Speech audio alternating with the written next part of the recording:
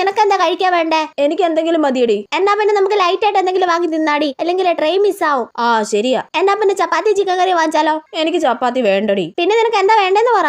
എനിക്ക് ചിക്കൻ ബിരിയാണി മതി. എടി ബിരിയാണി തിന്നാനൊന്നും സമയമില്ല, ട്രെയിൻ മിസ്സാവും. നമുക്ക് സ്പീഡ് കഴിക്കാടി. ശരി എന്നാ. എന്താ കഴിക്കാൻ വേണ്ടത്? ചേട്ടാ 2 ചിക്കൻ ബിരിയാണി. Okay okay.